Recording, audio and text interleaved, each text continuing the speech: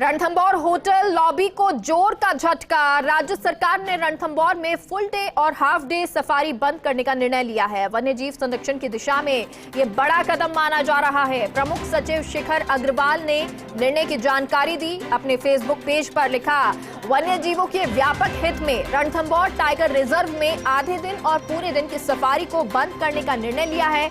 हालांकि अभी मुख्य वन्यजीव प्रतिपालक तक ये आदेश नहीं पहुंचे।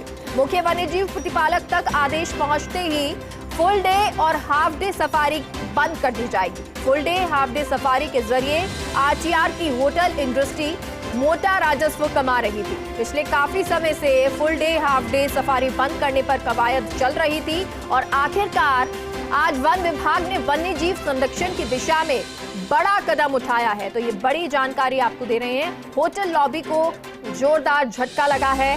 रणथंभौर की होटल लॉबी जिसे जोर का झटका लगा क्योंकि राज्य सरकार ने रणथंभौर में फुल डे और हाफ डे सफारी बंद करने का निर्णय ले लिया है।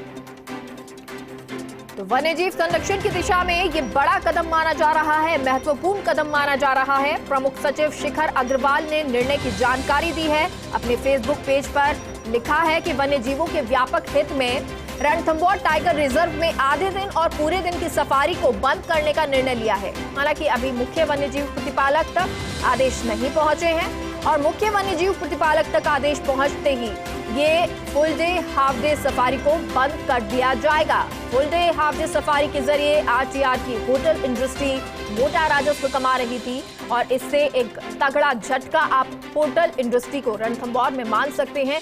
और यही जोर का झटका सरकार ने दिया है।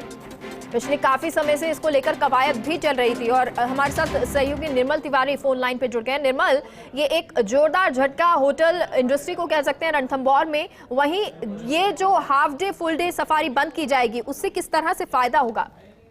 देखिए, मेरा बहुत बड़ा निर्णय और यूं कहेंगे कि बहुत ही साहसिक निर्णय है, क्योंकि सरकार लगातार इस बात पर सरकार के पास शिकायतें पहुंच रही थी, वन महकमे के पास शिकायत पहुंच रही थी। तो रणथंभौर के अंदर हाफ डे और फुल डे सफारी के नाम पर जो बाघ है, खासकर पूरे वन्यजीव और जो तमाम जो बाघ हैं उनमें स्ट्रेस बढ़ रहा था। क्योंकि एक तो सुबह शाम सफारी चले 3-3 घंटे की, एक दिन भर 24x7 वहां लगातार अगर वहां वाहनों का और वहां जितने भी जो टूरिस्ट जाते थे अगर उनका वहां पर दखल बना रहेगा तो निश्चित तौर पर बाघ बहुत तनाव में थे। और यही कारण था कि बाघों में एक स्ट्रेस बढ़ने की वजह से उनका जो स्वभाव था वो भी आक्रामक हो रहा था। लगातार कोशिश ये की जा रही थी कि वाइल्ड लाइफ टूरिज्म के नाम पर रणथंभौर को एक लॉबी, खासकर एक होटल लॉबी जो डोमिनेट कर रही है और उसकी शिकायतें भी मिलती थी। और यही कारण था कि लगातार तमाम सरकार की तरफ से लगातार सरकार के पास इस तरह की सूचनाएं पहुंची, शिकायतें पहुंची, लेकिन निर्णय नहीं हो पा रहा था। आखिर आज वन एवं पर्यावरण मंत्री हेमाराम चौधरी ने उस फाइल पर दस्तखत कर दिए जिसमें साफ तौर पर लिख रखा था कि रणथंभौर में अब भविष्य में हाफ डे और फुल डे सफारी नहीं होगी। उसके बाद प्रमुख सचिव जो शिखर अग्रवाल है उन्होंने तत्काल इस आदेश को प्रसारित किया और खुद के सोशल मीडिया हैंडल पे भी डाला, खासकर फेसबुक अकाउंट पे खुद के, और ये बताया कि रणथंभौर के अंदर half day full day safari बंद होगी। इसके दो फायदे होंगे मेगा, सीधे तौर पर। पहला फायदा तो ये कि जो बाघों में जो स्ट्रेस था, वन्यजीवों में जो स्ट्रेस था, अब उनको अपने रहवास में, खासकर जो उनकी शरण स्थली है उसमें बिना किसी दिक्कत के, बाधा के वो रह सकेंगे।